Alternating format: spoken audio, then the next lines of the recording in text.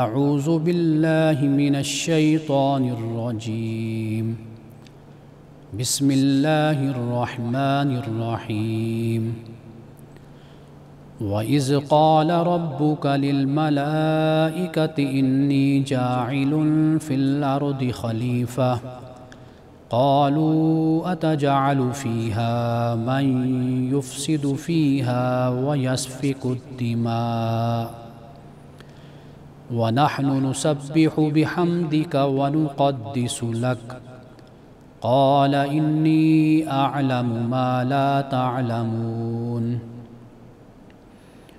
وَعَلَّمَ آدَمَ الْأَسْمَاءَ كُلَّهَا ثُمَّ عَرَضَهُمْ عَلَى الْمَلَائِكَةِ فَقَالَ أَنبِئُونِي بِأَسْمَاءِ هَؤُلَاءِ إِن كُنتُمْ صَادِقِينَ قالوا سبحانك لا علم لنا إلا ما علمتنا إنك أنت العليم الحكيم صدق اللہ العظیم۔ اور جب تیرے رب نے کہا فرشتوں سے بے شک میں زمین میں خلیفہ بنانے والا ہوں، انہوں نے کہا کیا تو بنائے گا زمین میں اسے تخلیق کرے گا کہ جو اس زمین میں فساد برپا کرے گا اور خون بہائے گا؟ اور ہم تیری حمد کے ساتھ تسبیح کرتے ہیں اور ہم تیری پاکی بیان کرتے ہیں۔ اللہ تعالیٰ نے فرمایا بے شک میں جانتا ہوں جو تم نہیں جانتے، اور اللہ نے آدم کو اسماء سکھائے سب کے سب۔ ثم عرضہم علی الملائکہ، پھر اللہ نے ان کو ملائکہ پر پیش کیا، کہا کہ مجھے اب ان اسماء کے بارے میں بتاؤ، خبردار کرو اگر تم سچے ہو۔ انہوں نے کہا تیری ذات پاک ہے، ہمارے پاس اس کا علم نہیں مگر وہی جو تو نے ہمیں سکھایا، ہمیں بتایا، بے شک تو جاننے والا حکمت والا ہے۔ ناظرین کرام، آج میں نے 3 آیات کی تلاوت اور ان کا ترجمہ آپ کے سامنے رکھا ہے۔ آئیے اب ذرا ان 3 آیات کی تفسیر ہم بیان کرتے ہیں، اور یہ تفسیر قرآن مجید ہی کی روشنی میں بیان کریں گے۔ سب سے پہلے تو یہاں پہ آیت نمبر 30 میں خلیفہ کا لفظ استعمال ہوا ہے، تو یہاں پر خلیفہ سے مراد کیا ہے؟ یعنی اللہ سبحانہ و تعالیٰ نے انسان کو خلیفہ بنایا۔ ہمارے ہاں ایک یہ غلط فہمی پائی جاتی ہے کہ انسان خلیفۃ اللہ ہے، یعنی اللہ کا خلیفہ ہے۔ تو سب سے پہلے تو ہم قرآن مجید کی چند آیات کا مطالعہ کرتے ہیں، پھر اس کے بعد ہم اس طرف آئیں گے کہ آیا کہ انسان اللہ کا خلیفہ ہے یا کسی مخلوق کا خلیفہ ہے، یا پھر اس سے مراد کیا ہے۔ تو سب سے پہلے قرآن مجید کی آیات کو ہم دیکھتے ہیں کہ اللہ سبحانہ و تعالیٰ یہ فرماتا ہے کہ یا داود، یعنی حضرت داود علیہ السلام سے، کہ انا جعلناک خلیفتاً فی الارض، کہ بے شک میں نے تجھے زمین میں خلیفہ بنایا ہے۔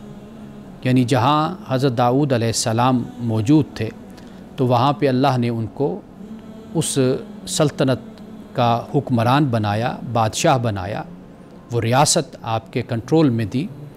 یعنی فاحکم بین الناس بالحق، تو اللہ نے فرمایا کہ لوگوں کے درمیان حق کے ساتھ تم فیصلہ کرو، یعنی جو تم نے حکومت چلانی ہے اپنی تو عدل اور انصاف کے ساتھ چلاؤ۔ ایک اور مقام پر یہ فرمایا سورۃ الاعراف میں کہ وَهُوَ الَّذِي جَعَلَكُمْ سورۃ الانعام میں وَهُوَ الَّذِي جَعَلَكُمْ خَلَائِفَ الْأَرْضِ، وہی خدا ہے کہ جس نے تمہیں زمین پہ خلیفہ بنایا۔ کہیں پر فی الارض بھی آتا ہے اور کہیں پر صرف فی کے بغیر الارض بھی آتا ہے۔ وہی خدا ہے کہ جس نے تمہیں زمین پہ خلیفہ بنایا ورفع بعضکم فوق بعض بعضکم فوق بعض، اور تم ایک دوسرے پر رفعت دی، بلندی دی درجات میں، لیبلوکم فیما آتاکم، تاکہ وہ اللہ تم کو آزمائے اس میں جو اس نے تم کو دیا ہے۔ ان ربک سریع العقاب و انہ لغفور رحیم، بے شک تیرا رب عقاب میں سزا دینے میں جلدی کرنے والا ہے اور بے شک وہ غفور الرحیم ہے۔ اب یہاں پہ اللہ سبحانہ و تعالیٰ نے کم کا جو لفظ بولا، یعنی انسان کو اللہ نے زمین پر خلیفہ بنایا ہے۔ اسی طرح ایک اور مقام پر فرمایا کہ ثم جعلناکم خلائف فی الارض من بعدہم، کہ ان کے بعد یعنی ایک قوم آتی ہے اور اپنا وقت زمین پر گزارتی ہے، اپنی طبعی زندگی گزارتی، اس کے بعد وہ چلی جاتی، پھر اس کے بعد دوسری قوم آتی ہے۔ وہ جو دوسری قوم آنے والی ہے وہ در حقیقت پہلی قوم کی خلیفہ ہے۔ تو یہ یہاں پہ فرمایا کہ ان کے بعد اللہ سبحانہ و تعالیٰ نے تمہیں زمین میں خلیفہ بنایا، لننظر کیف تعملون، تاکہ ہم دیکھیں کہ کیسے تم عمل کرتے ہو اور کیسے تم زندگی گزارتے ہو۔ تو لہٰذا قرآن مجید میں اللہ سبحانہ و تعالیٰ نے اس بات کو بیان کیا کہ انسان کو اللہ نے خلیفہ بنایا ہے، لیکن قرآن مجید میں کسی مقام پر بھی خلیفۃ اللہ نہیں فرمایا کہ اللہ سبحانہ و تعالیٰ نے انسان کو اپنا خلیفہ بنایا ہے۔ اس لیے کہ اگر ہم لفظ خلیفہ کی لغوی بحث کریں اور اس لفظ کو سمجھنے کی کوشش کریں تو خلیفہ وہ ہوتا ہے کہ جس کے بعد دوسرا زمین پر آتا ہے، یعنی ایک چلا گیا پھر اس کے بعد جو بعد میں آنے والا ہے وہ پہلے کا خلیفہ، یعنی پہلا غیر حاضر ہے، موجود نہیں ہے، تو یہ دوسرا اس کا خلیفہ بن جاتا ہے۔ تو لہٰذا ایک رائے، ایک نقطہ نظر ہمارے سامنے یہ آ جاتا ہے کہ یہ خلیفہ صرف خلیفہ ہے، یعنی یہ اللہ کا خلیفہ نہیں ہے۔ لیکن ہمارے ہاں مفسرین کرام نے یہ بھی لکھا کہ جب ہم اگر اس کو خلیفہ کہیں تو اس سے مراد ہرگز یہ نہیں ہے کہ وہ اللہ سبحانہ و تعالیٰ کا خلیفہ ہے، یعنی چلا جاتا ہے، کوئی غائب ہو جاتا ہے، غیر حاضر ہو جاتا ہے، تو پھر اس کے بعد جو آنے والا ہے وہ اس کا نائب ہوتا ہے۔ بلکہ یہاں پر اگر اللہ کا خلیفہ بھی مراد لیا جائے تو اس سے مراد صرف اتنی سی بات ہے کہ اللہ سبحانہ و تعالیٰ نے انسان کو کچھ اختیار دیے ہیں، انسان کو نائب بنایا، اور کچھ انسان کو اختیار دیے، ارادہ دیا۔ کیوں دیا؟ تاکہ انسان کو اللہ تعالیٰ آزمائے۔ اس اختیار اور ارادے پر تو قرآن مجید بیان کرتا ہے کہ واقعی اللہ نے انسان کو انا عرضنا الامانۃ، ہم آگے جا کر اس آیت کا مطالعہ کریں گے، تو اللہ نے ایک امانت پیش کی، اس امانت کو انسان نے اٹھا لیا، یعنی یہ امانت ارادہ اور اختیار ہے جس کو انسان نے اٹھا لیا۔ اب یہ جو اختیار ہے، یہ جو ارادہ ہے، اسی بنیاد پر اللہ تعالیٰ زمین پر انسان کو اقتدار بھی دیتا ہے، انسان کے پاس حکومت بھی آتی ہے، ریاست بھی آتی ہے، اور اسی طرح انسان جس درجے پر بھی رہتا ہو، زندگی گزار رہا ہو، تو وہ کسی نہ کسی مقام پر ضرور وہ مسئول ہوتا ہے، راعی ہوتا ہے یا نگران نگہبان ہوتا ہے، اور اس سے اسی رعیت کے بارے میں پوچھا جائے گا جو اس کے ماتحت ہوں گے۔ جیسے ماں باپ ہیں ان سے پوچھا جائے گا، جیسے حکمران ہیں ان سے پوچھا جائے گا، استاد ہیں ان سے پوچھا جائے گا۔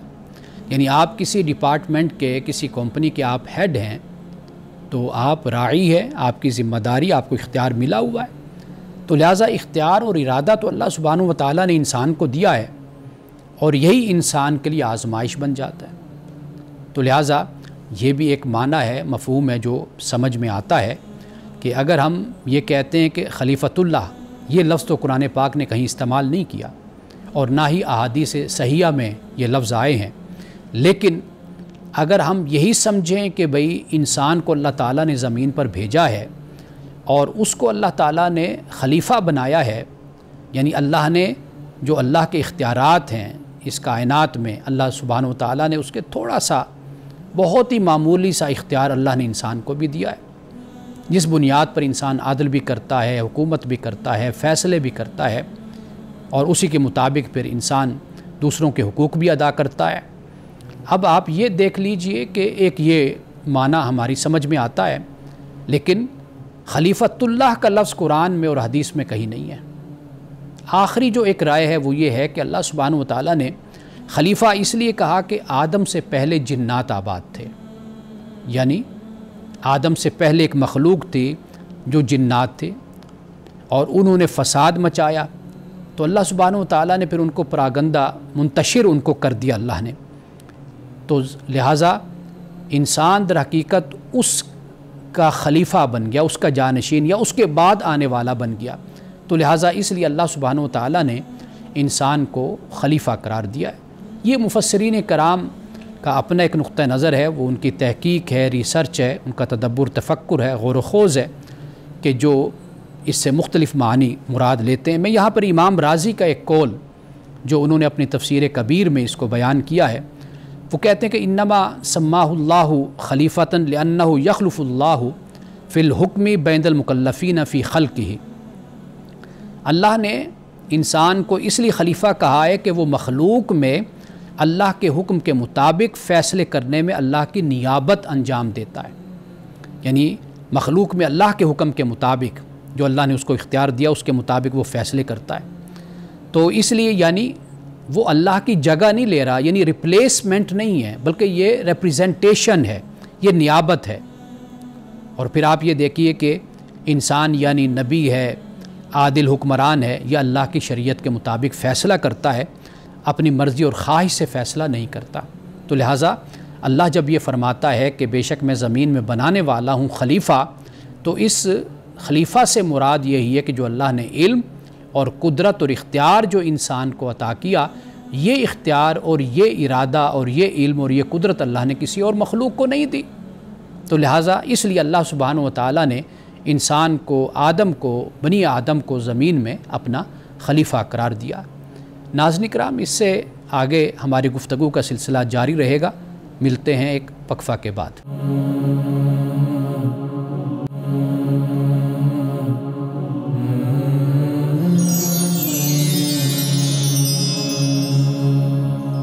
وقفے کے بعد دوبارہ آپ کی خدمت میں حاضر ہیں۔ وقفے سے پہلے جو بات میں نے بیان کی وہ لفظ خلیفہ کی وضاحت تھی، اور آپ نے اس کو سنا، یہ مفسرین کرام کا، علماء کرام کا ایک بیان ہے، ان کی ریسرچ ہے، ان کی تحقیق ہے کہ انہوں نے بیان کیا، اور امام رازی نے کیا کہا وہ بھی میں نے آپ کے سامنے رکھ دیا۔ اب اس کے بعد یہ دیکھیے کہ جو آیت میں نے بطور حوالہ پیش کی، میں چاہتا ہوں کہ میں ذرا اس کی بھی تفسیر بیان کر دوں اور یہ بتا دوں کہ اللہ سبحانہ و تعالیٰ نے انسان کو جہاں ارادہ اور اختیار یہ نعمت عطا کی، وہاں پر اللہ سبحانہ و تعالیٰ نے کچھ عوارض اور کچھ کمی آپ کہہ لیجئے، کمزوری، وہ بھی اللہ نے انسان میں رکھی ہے، یعنی ایک طرف انسان کو اختیار دیا، دوسری طرف وہ کمزوریاں بھی انسان کے اندر موجود ہیں۔ اب واضح بات ہے کہ اگر انسان کو اختیار دے دیا جائے اور کمزوریاں نہ ہوں تو پھر وہ آزمائش اور امتحان تو نہیں بنیں گے نا، وہ اختیار اور ارادہ، تو لہٰذا اللہ سبحانہ و تعالیٰ نے انسان کی کمزوریوں کو بھی بیان کر دیا کہ جس بنیاد پر اگر انسان ان کمزوریوں کو قابو کر لیتا ہے، ان پر کنٹرول کر لیتا ہے، اللہ کی وحی کی روشنی میں، انبیاء علیہ السلام کی تعلیمات کی روشنی میں، ان کی سیرت کی روشنی میں، تو پھر انسان اللہ کے ہاں بڑا اجر اور بڑا مقام پاتا ہے، صالحین میں شامل ہو جاتا ہے۔ اور اگر وہ اپنی ان کمزوریوں کا ہی نشانہ بنتا ہے، شکار بن جاتا ہے، ان کے ہتھے چڑھ جاتا ہے، یعنی ان کا شکار ہو جاتا ہے، ان پر کنٹرول کرنے کے بجائے خود ان کے کنٹرول میں آ جاتا ہے، تو پھر تباہی اور تباہی ہوتی ہے، پھر فساد ہی ہوتا ہے۔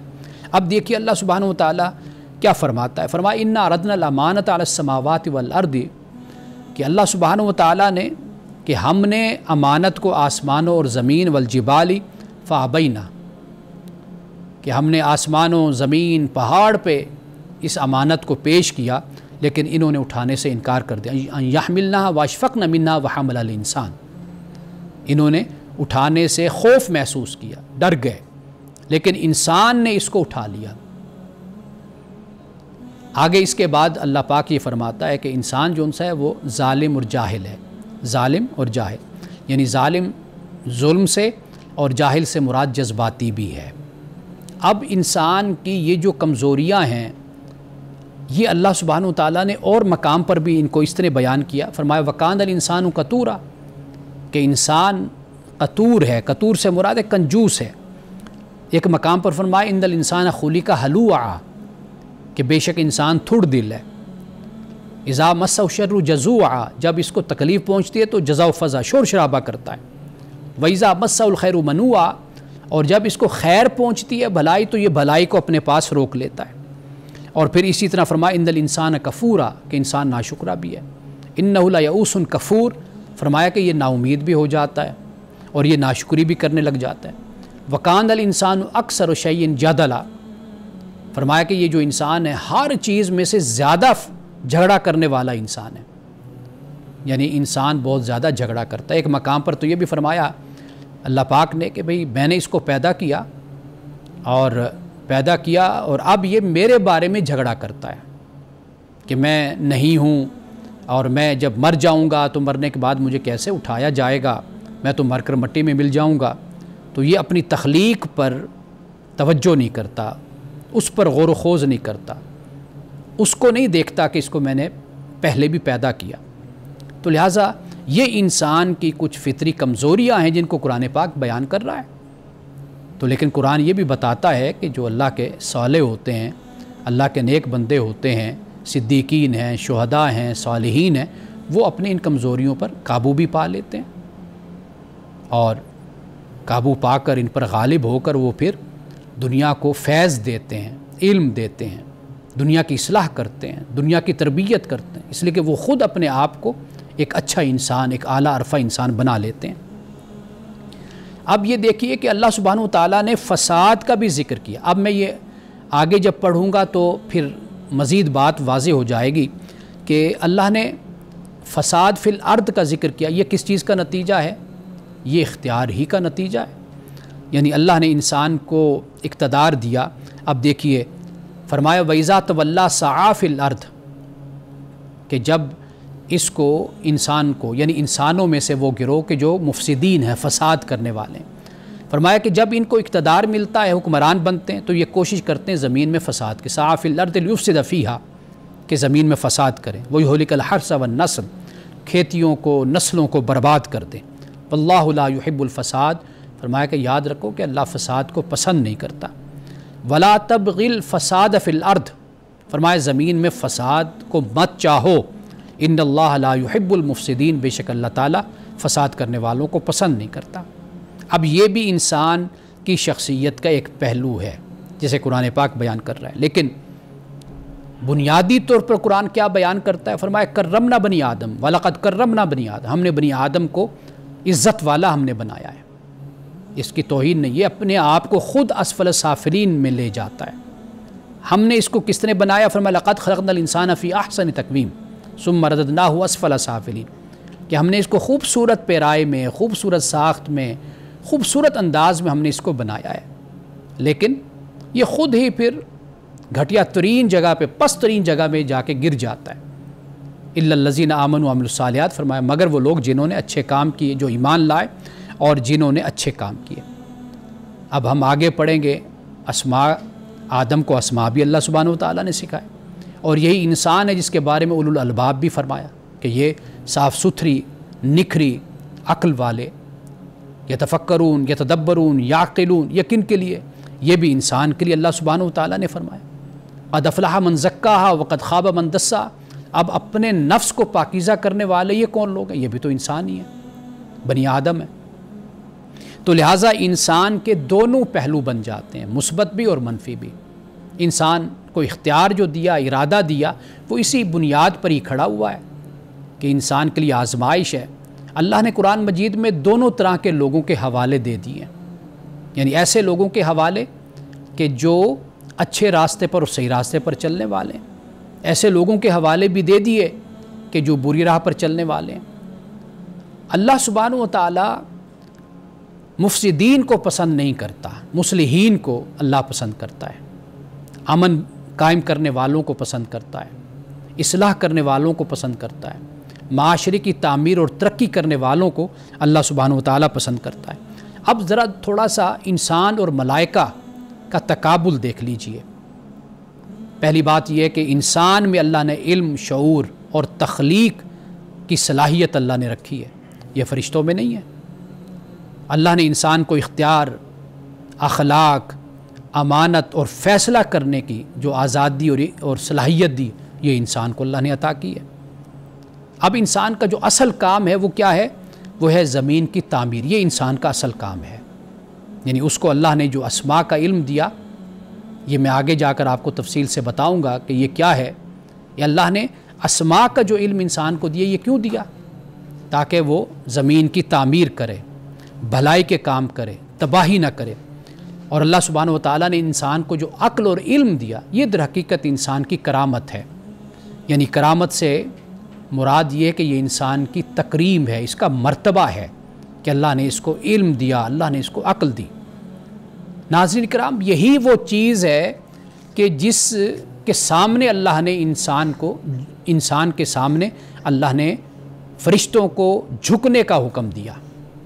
یہ وہ برتری ہے، یہ وہ تفوق ہے جو اللہ سبحانہ و تعالیٰ نے فرشتوں کو بھی نہیں عطا کیا، جو انسان کو اللہ نے عطا کیا۔ اب اس کے بعد دیکھیے اللہ پاک نے یہ فرمایا کہ ملائکہ سے کہ میں زمین میں خلیفہ بنانے والا ہوں۔ اب انہوں نے کہا کہ بھئی کیا تو اسے بنائے گا کہ جو زمین میں فساد پھیلائے گا یا خون بہائے گا؟ ایک رائے تو یہ سامنے آ گئی کہ پہلے جنات تھے، انہوں نے خون بہایا، انہوں نے فساد پھیلایا، تو اللہ تعالیٰ نے جب انسان کو پیدا کرنے کا ارادہ کیا یا خلیفہ بنانے کا ارادہ کیا، تو پھر اس وقت ملائکہ نے اسی تجربے اور مشاہدے کی بنیاد پر یہ بات کہی۔ یا دوسری بات جو ہمیں اس سے سمجھ آتی ہے وہ یہ ہے کہ جب اللہ نے خلیفہ فرمایا تو گویا کہ اللہ نے ایک ایسی مخلوق کو پیدا کرنا تھا کہ جس مخلوق کو اللہ نے ارادہ بھی دیا، اختیار بھی دیا۔ اس ارادہ اور اختیار کا جو نتیجہ ہوتا ہے وہ ہم دیکھتے ہیں کہ اسی کی بنیاد پر زمین میں فساد بھی پھیلایا جاتا ہے، خون بھی بہایا جاتا ہے۔ فرشتے چونکہ ذوی العقول مخلوق ہیں، یعنی تین ہی مخلوق ہیں، ایک انسان، ایک جن اور ایک فرشتے، کہ جن کو اللہ نے عقل دی ہے، یہ ذوی العقول کہلاتے ہیں۔ تو جب اللہ نے یہ فرمایا تو فرشتوں نے اسی بنیاد پر یہ عرض کی کہ چونکہ اختیار اور ارادہ جہاں پر ہوتا ہے، اقتدار ہوتا ہے، تو وہاں پر خون بھی بہتا ہے۔ تو فرشتوں نے اس بنیاد پر اللہ کی بارگاہ میں یہ عرض کی کہ مولا، تو کیا ایسی مخلوق کو تو پیدا کرے گا جو زمین میں فساد پھیلائے گی اور خون بہائے گی؟ تو اللہ نے کیا فرمایا تھا؟ تو کہا، عرض کی مولا کہ ہم تیری تسبیح حمد کے ساتھ کرتے ہیں اور تیری تقدیس بھی بیان کرتے ہیں۔ اللہ نے کیا فرمایا تھا؟ فرمایا انی اعلم ما لا تعلمون، بے شک میں جانتا ہوں جو تم نہیں جانتے۔ اب وہ کیا تھا؟ فرشتوں نے تو اپنی عقل کی بنیاد پر یا تجربے اور مشاہدے کی بنیاد پر ایک نتیجہ اللہ کے سامنے رکھ دیا، لیکن اللہ کے پیش نظر اللہ کے ارادے اور مشیت میں کیا تھا؟ وہ تھا کہ یہی آدم ہوگا کہ جو زمین پر جب جائے گا تو میں اس کو علم اور قدرت دوں گا۔ فسادی بھی ہوں گے اور اچھے کام کرنے والے بھی ہوں گے، لیکن فرشتوں نے فساد اور خون بہنا تو دیکھا، لیکن جو دوسرا پہلو تھا چونکہ وہ ابھی اجاگر نہیں ہوا، وہ اللہ تعالیٰ کے علم میں تھا، وہ مستقبل کی بات تھی۔ تو لہٰذا اللہ سبحانہ و تعالیٰ نے پھر اس بات کو آگے فرشتوں پر واضح بھی فرما دیا۔ ناظرین کرام، وقفے کے بعد دوبارہ آپ کی خدمت میں حاضر ہوتے ہیں۔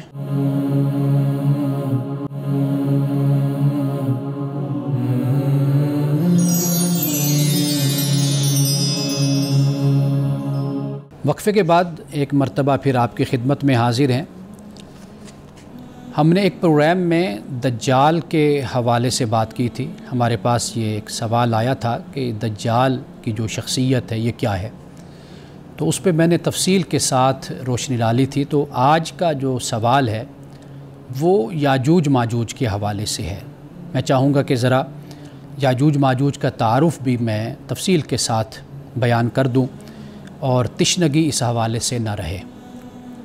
سب سے پہلے یہ بات یاد رکھیے کہ جو قیامت کی علامات اور نشانیاں قرآن میں یا احادیث میں بیان کی گئی ہیں، ان میں سے ایک تو دجال، جس کا ذکر ہم نے پہلے کیا تھا، اور مہدی کا ظہور، یعنی اس پر ہم انشاءاللہ کسی پروگرام میں تفصیل کے ساتھ بات کریں گے، اور مسیح کی آمد، یہ مسیح کون ہے، اس پر بھی ہم بات کریں گے، اور اسی طرح یاجوج ماجوج کا خروج، نکلنا، یہ بھی احادیث میں بیان ہوتا ہے اور قرآن مجید میں 2 صورتوں میں یعنی 2 مقام پر اس کا ذکر ہوتا ہے۔ یعنی ایک تو مقام ہے سورۃ الکہف کا، جب ذوالقرنین اپنی مہم لے کر چلے تھے تو تیسری مہم یہ ان کے متعلق تھی، اور یہ جو تیسری مہم ہے اس کی خبر آج سے تقریباً آپ کہہ لیجیے 1 صدی پہلے تک تو کسی کو پتہ نہیں تھا۔ یہ گزشتہ صدی میں ہی یہ ہمارے جو مسلم مورخین ہیں، علماء ہیں، انہوں نے اس کو دریافت کیا، اور حالانکہ اس کا ذکر پہلے بائبل میں ہو چکا ہے، بلکہ جو ہندوؤں کی کتاب قرآن ہے اس میں بھی اس کا نام، اس کا ذکر ہمیں ملتا ہے۔ میں وہ آگے جا کر اس کو بیان کرتا ہوں۔ تو سورۃ الکہف میں تیسری مہم ہے، اس کا ذکر ہمیں ملتا ہے کہ جہاں پہ حضرت ذوالقرنین ایک ایسے مقام پر پہنچے تھے، ایک ایسی بستی میں کہ جہاں کے رہنے والوں نے کہا تھا کہ آپ ہمارے ساتھ یہ نیکی کریں کہ ایک آپ ردم کھڑی کر دیں، دیوار۔ تو وہ سیسا پلائی دیوار حضرت ذوالقرنین نے کھڑی کر دی تھی، اور ان کی شکایت یہ تھی کہ اس کے دوسری طرف ایک قوم ہے کہ جو ہم پر حملے کرتی ہے اور ہمیں پریشان کرتی ہے، تو ذوالقرنین نے پھر وہ دیوار قائم کر دی تھی۔ سب سے پہلی بات جو سمجھنے والی ہے وہ یہ ہے کہ یاجوج ماجوج یہ ہیں کون؟ حضرت نوح علیہ السلام کے 3 بیٹے، ایک بیٹا تو وہ تھا کہ جو ہلاک ہو گیا تھا، غرق ہو گیا تھا، قرآن مجید نے بھی اس کا سورۃ ہود میں اس کا ذکر کیا۔ اب یہ جو 3 بیٹے ہیں یہ صاحب اہل ایمان ہیں، با ایمان ہیں۔ ایک تو حام ہیں، ایک سام ہیں، اور ایک یافس ہیں۔ زمین پہ جتنی نسل آپ کو نظر آتی ہے انسانیت، یہ اکثر کا تعلق یعنی انہی 3 ہی کے ساتھ ہے۔ جب ہم سام کا ذکر کرتے ہیں تو عرب اور یہود، آرامی، شامی، یہ جو بابل و عاشور کے لوگ، مشرق وسطیٰ، رسول اللہ صلی اللہ علیہ وسلم کا تعلق بھی اسی سے تھا۔ یعنی آرامی جب ہم کہتے ہیں تو شامی یعنی یہ بھی ایک قوم کہہ لیجئے، یہ انہی سے ان کا تعلق ہے۔ رسول اللہ کا بھی اسی قبیلے سے کہہ لیجئے یا اسی سلسلے سے آپ کا تعلق بنتا ہے۔ یہ ان کا علاقہ یہی فلسطین، جس طرف رسول اللہ صلی اللہ علیہ وسلم تشریف لائے، اور یہ سارا علاقہ ان کو سامی کہتے ہیں۔ اور یہود کو بھی سامی، اینٹی سیمیٹک کا جو لفظ ہمارے ہاں انگلش میں بولا جاتا ہے یہود کے خلاف، تو یہ سامی وہی ہے۔ اسی طرح جو حضرت نوح علیہ السلام کے بیٹے حام ہیں، ان کی نسل افریقہ میں پھیلی۔ یہ جو قبطی ہیں، مصری، سوڈانی اور افریقی اقوام، یہ سب کی سب یہ ان کا تعلق حضرت نوح علیہ السلام کے بیٹے حام سے ہے۔ اور اسی طرح جو تیسرا بیٹا ہے یافس، ان کی جو اولاد ہے یہ یونانی، رومی، ترک، چینی، منگول، تاتاری، جرمن، یہ سلاوی، فرانسیسی، برطانوی، اور یورپ و شمالی ایشیا جیسے روس، قازقستان، سائبیریا، یہ سب یافس کی اولاد ہیں۔ اور بائبل میں تو نام آئے ہیں نا، یعنی روش، اور اسی طرح ماسکو، مسک، اور توبل، یہ جو سائبیریا کا جو علاقہ ہے اس طرف یہ توبل، یہ بھی بائبل میں اس کا ذکر ہے۔ ذوالقرنین کی اس مہم کا بیان بھی ہمیں وہاں پر مل جاتا ہے۔ اب قرآن مجید نے 2 مقامات بیان کیے، ایک تو میں نے آپ کے سامنے رکھ دیا جو سورۃ الکہف میں ہے، ایک جو مقام ہے جہاں پر اللہ سبحانہ وتعالیٰ نے یہ فرمایا کہ حتیٰ اذا فتحت یاجوج و ماجوج، کہ یہاں تک کہ جب کھول دیے جائیں گے یاجوج اور ماجوج، وہم من کل حدب ینسلون، اور وہ ہر بلندی سے نکل پڑیں گے۔ یہ قرآن مجید نے اس کو بیان کیا، یعنی علامات قیامت کہہ لیجئے، یعنی قیامت کتنی دور ہے اس سے پہلے بہت سی علامات اور بہت سی نشانیاں وہ واضح ہونا شروع ہو جاتی ہیں۔ قیامت کا ایگزیکٹ علم، متعین وقت، وہ صرف اللہ کو پتہ ہے، لیکن رسول اللہ صلی اللہ علیہ وسلم نے کچھ باتوں کی طرف اشارہ فرما دیا، اور حدیث جبریل میں جب حضرت جبریل علیہ السلام نے قیامت کے بارے میں پوچھا کہ قیامت کب آئے گی، تو آپ نے فرمایا کہ جتنے پوچھنے والے کو علم ہے قیامت کا اتنا جس سے سوال کیا جا رہا ہے اتنا اس کو بھی اس کا علم ہے۔ کچھ نشانیاں، اشرات جس کو کہا جاتا ہے، تو وہ بیان کر دی گئی۔ اب آپ دیکھیے کہ ہمارے دور کے ایک بڑے عالم ہیں علامہ انور شاہ کشمیری، انہوں نے بھی اپنی بخاری کی شرح فیض الباری میں یہ لکھا ہے کہ ام الکلام فی یاجوج ماجوج فعلم انہم من ذریت یافس باتفاق المورخین۔ یہ یاجوج ماجوج جو ہیں یہ بالاتفاق یہ یافس کی اولاد ہیں۔ ویقال لہم فی اوربا یعنی یورپ، اور کاک میکاک، وفی مقدمہ ابن خلدون غوغ باغوغ ماغوغ، وللبرطانیہ اقرار بانہم من ذریت ماجوج وکذالک المانیہ جرمنی، ایضاً منہم وامر روس رشیا فہم من ذریت یاجوج۔ یعنی یا تو کوئی یاجوج کی اولاد ہے یا ماجوج کی، ہیں یہ ساری یاجوج ماجوج ہی کی اولاد۔ تو ناظرین کرام، جو اب تک ہم نے بات کی ہے وہ یہ ہے کہ یاجوج ماجوج کے حوالے سے ہمارے ہاں جس طرح کے قصے اور کہانیاں بیان کی جاتی ہیں کہ یہ کوئی پراسرار مخلوق ہے، کہ جیسے کوئی دیوار ہے اس کو یہ چاٹتے رہتے ہیں اور پھر سو جاتے ہیں چاٹتے ہوئے، صبح اٹھتے ہیں تو پھر وہ دیوار ویسی کی ویسی موجود ہوتی، وہ دوبارہ چاٹنا شروع کر دیتے ہیں۔ اب ان کا جو مقام ہے، جیسے میں نے آپ کو سامنے رکھا کہ یہ جو ماسکو، روس اور پھر یہ جو سائبیریا، یہ جو علاقہ ہے یہ وہ جگہ ہے کہ جہاں پہ یاجوج ماجوج قوم ایک وقت میں رہتی تھی، اور ان کے 3 ادوار یاد رکھیے جو ہمیں احادیث سے معلوم ہوتے ہیں۔ ایک تو دور ان کا یہ ہے کہ جس کو محصوریت کا دور یعنی کنفائنمنٹ، کہ حضرت ذوالقرنین نے ان کو ایک علاقے میں بند کر دیا تھا۔ دوسرا جو ان کا زمانہ ہے وہ اختلاط کا زمانہ، یعنی پھر وہ آہستہ آہستہ دیوار ہٹتی گئی، کمزور ہوتی گئی، اس کے نشانات تو موجود ہیں لیکن یہ اختلاط کا ان کا زمانہ شروع ہوا۔ تیسرا دور جو شروع ہوتا ہے وہ ترقی کا دور شروع ہوتا ہے، سائنسی ترقی، ٹیکنالوجی کی ترقی۔ آپ میری بات سمجھ گئے ہوں گے کہ جب ہم یاجوج ماجوج کا ذکر کر رہے ہیں تو یہ ساری جو یورپ کی اقوام ہے، اور اس کے علاوہ جو میں نے بیان کیا کہ شمالی ایشیا، یہ ساری اقوام وہی ہیں جو یاجوج ماجوج ہی کی اولاد سے ہیں۔ تو 3 ادوار میں نے آپ کے سامنے رکھے، اس پر ہم وقفے کے بعد روشنی ڈالیں گے کہ رسول اللہ صلی اللہ علیہ وسلم نے اس بارے میں کیا فرمایا تھا۔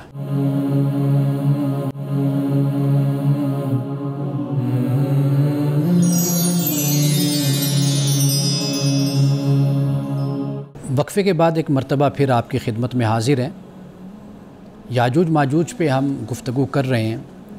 اب آئیے رسول اللہ صلی اللہ علیہ وسلم کی احادیث کی طرف کہ جس میں آپ نے اسی بات کو بیان کیا۔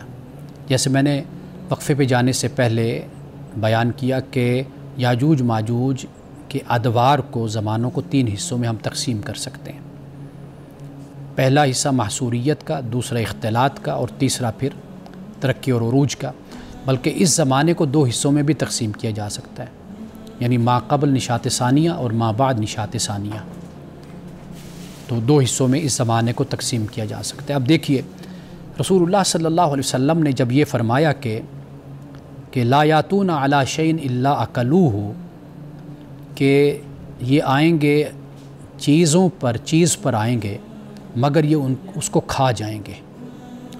ولا یمرون علی ماء الا شربوہ، کہ یہ پانی پر آئیں گے اور اس کو پی جائیں گے۔ اب یہ جو پانی کا پینا ہے یا چیز کا کھانا ہے، یعنی یہ کس طرف اشارہ ہے؟ یعنی یہ جو وسائل ہیں، یعنی ہم جن کو ریسورسز کہتے ہیں، اب پانی یعنی پیٹرول بھی تو وہی ہے، تو ریسورسز کا استعمال، ریسورسز پر قبضہ یا ریسورسز کی دریافت، ان کو ڈسکور کرنا، ان پر تحقیق کرنا، یہ سب کچھ یہی قوم کر رہی تھی، کر رہی اور آئندہ بھی کرے گی۔ بلکہ مسلم ممالک میں جو ریسورسز ہیں، ذخائر ہیں، معدنی ذخائر ہیں، آپ دیکھیے کہ ان کی دریافت کے لیے بھی ہمیں انہی لوگوں کو دعوت دینا پڑتی کہ وہ آئیں اور ہمارے ہاں یہ تلاش کریں۔ اور اسی طرح یعنی آپ ذرائع ابلاغ دیکھ لیجئے، کمیونیکیشن دیکھ لیجئے، اور پانی کو اسٹیم پاور میں تبدیل کس نے کیا، کس قوم نے کیا۔ اور یہ بھی دیکھیے کہ لوہے کو متحرک ایک انجن کی شکل میں یہ کس قوم نے کیا۔ آپ یہ بھی دیکھیے کہ جہاز بن گئے۔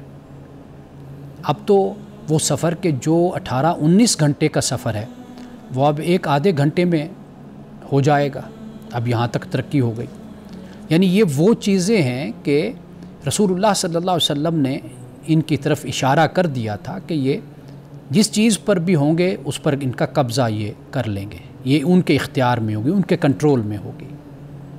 ہوگا تو سب کچھ مسلم ملکوں میں، لیکن ان کو سروسز دینے والے، ان کے لیے کام کرنے والے، چونکہ ان کے پاس ٹیکنالوجی ہوگی، ان کے پاس سائنس ہوگی، وہ اس کے موجد ہوں گے، تو لہٰذا ان کا کنٹرول ہوگا۔ اور اسی طرح ایک روایت بیان کی جاتی ہے کہ رسول اللہ صلی اللہ علیہ وسلم اپنی زوجہ زینب بنت جہش، آپ ان کے حجرے میں آرام فرماتے تو سو کر آپ اٹھے تو چہرہ آپ کا سرخ تھا۔ کیا فرمایا آپ نے؟ فرمایا لا الہ الا اللہ، نہیں معبود مگر اللہ، ویل للعرب من شر، کہ ہلاکت ہے اس شر کی وجہ سے عرب کے لیے۔ کیا قد اقترب، کہ وہ وقت قریب آ گیا کہ فتح الیوم من ردم یاجوج ماجوج، کہ وہ جو دیوار ہے اب وہ کھلنے والی ہے یا کھل گئی ہے یاجوج ماجوج کی، یعنی اب وہ آنے والے ہیں۔ اب یہ وہ زمانہ ہے کہ یعنی جب اختلاط شروع ہو گیا، اور پھر اختلاط کے بعد کون سا زمانہ؟ پھر وہ جو سائنس اور ٹیکنالوجی اور ترقی کا زمانہ ہے، پھر وہ شروع ہوتا ہے۔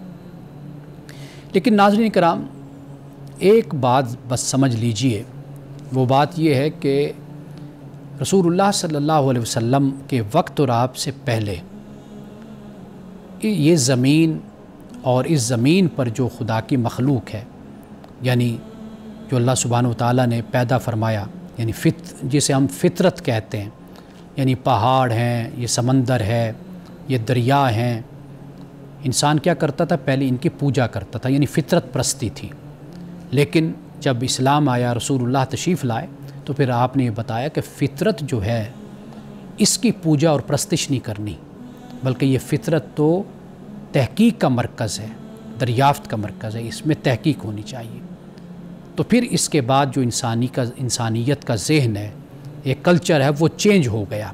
پہلے یہ تھا کہ فطرت کی پوجا ہوتی تھی، تو رسول اللہ نے فرمایا کہ خدا کی پوجا کرنی، خدا کی عبادت کرنی، تو انسانیت کو، انسان کو، لوگوں کو خدا کی طرف متوجہ کیا، اور یہ جو کچھ بھی کائنات میں ہے یہ فرمایا کہ یہ فطرت ہے، اور اس فطرت کو دریافت تم نے کرنا ہے، یہ تمہارے لیے اللہ نے مسخر کر دیا جو کچھ آسمان اور زمین میں ہے۔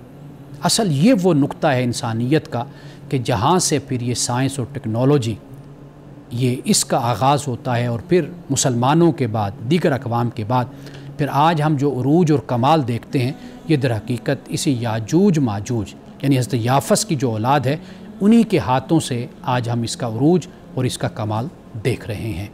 انہی الفاظ کے ساتھ اجازت دیجیے، انشاءاللہ کل آپ سے ملاقات ہوگی۔ السلام علیکم ورحمۃ اللہ وبرکاتہ۔